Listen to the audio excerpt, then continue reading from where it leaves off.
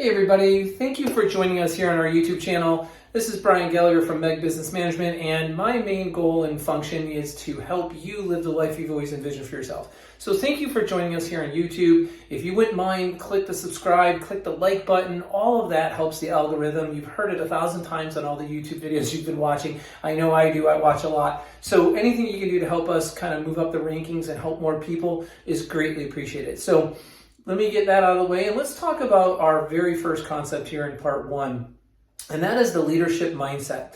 This is a 7-part series, and I'm focusing this on anybody who's in any business at all, but predominantly physical therapy private practice, because that's our wheelhouse and that's what we've been known to do.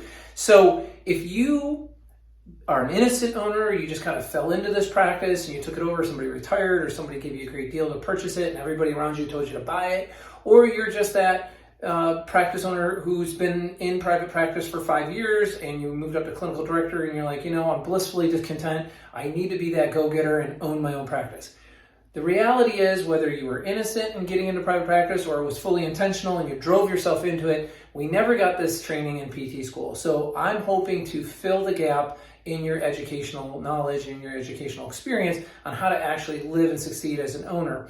And to do that, whether you're a clinical director or owner, honestly, you have to have this leadership sense. You have to have some leadership skill. Now, skill is something that's developed from knowledge and experience so that you can become an expert in it. So an expert leader, an expert clinician is anyone who's got a high level of knowledge and a high degree of experience in that area. So in this 7-part series, I'm going to give you the key elements, whether they be concepts or abilities, that I found, that I have defined, constitute excellent leadership. And I'm going to tailor that specifically to PT private practice ownership, if you will. So let's get started with number 1, leadership mindset. If you don't have the leadership mindset, all the other applications really kind of fall short. The leadership mindset is, I am going to do this based on my principles in a manner that's the greatest good for the greatest number of people. I am going to live and die by my principles. I'm going to be willing to take a risk. I'm going to be willing to lose some money and make up for it in the end. I'm willing to color outside the lines. If your little Johnny or Sally goes to school and the teacher is forcing them to color inside the lines and do everything according to the book and do everything the way everyone else is doing it, then if you keep doing what you're doing, you're going to keep getting what you've got, is the mentality. You're only as good as the neighbor next to you in the way they mow their lawn, you mow your lawn to match that. That is not what leadership is about. Leadership is about putting the first footprints in the sand where nobody else has walked, journeying in an area that has never been done before, creating concepts, having a vision, being a visionary.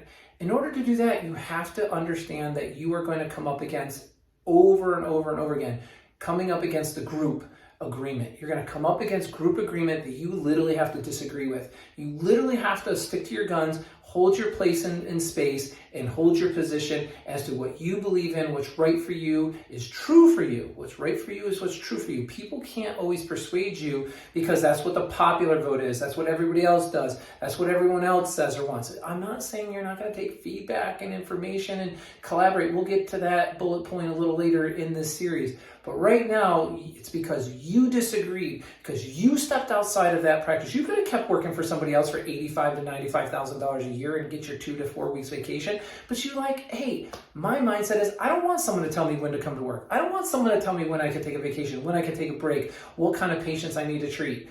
I want to drive this car. I want to be at cause over my life. I want to drive and hold the steering wheel in my hands. If that's you, then that's that leadership mindset that I'm talking about.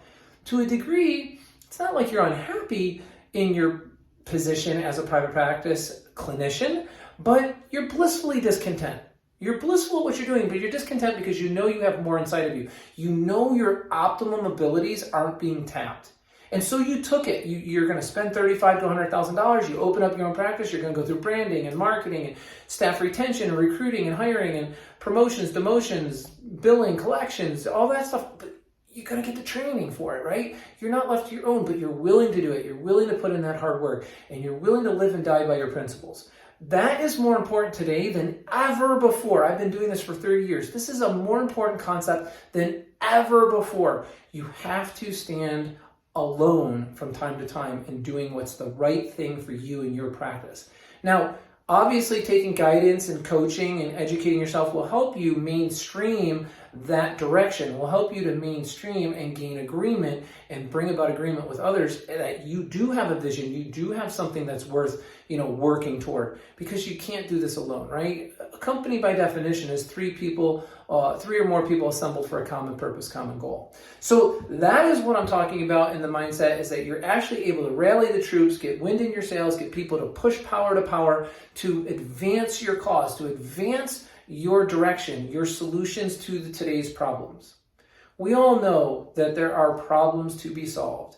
The income squeeze, the staffing shortage, the reduced reimbursement from commercial carriers and Medicare, the increased regulations. The list goes on and on, but here's the deal.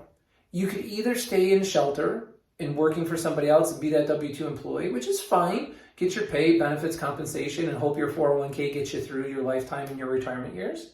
Or you can say, you know what, I'm not going to leave my future to chance. I'm not going to do that. I'm going to create my own thing. I'm going to do my own thing. I'm going to have a hybrid practice. I'm going to have cash and insurance, and I'm going to bring people together, and we're going to build a reputation and a brand that's second to none. We're going to be the clinic of choice in our community. And I know how I want to do it. I know what people value most. I know that patient care experience is so important. I know the outcomes are so important. I know the environment is so, I can picture it in my head. I can see it. I feel it. I want to practice with that degree of autonomy. If that's you, then you owe it to yourself. You literally owe it to yourself to get the coaching, knowledge, and training so that you know what you need to know in advance of needing to know it. So don't let that be you. Get what you need to know in advance of needing to know it. Hold to your personal integrity. Be true to yourself. Don't go into group agreement, and you will start off in private practice with the right mindset.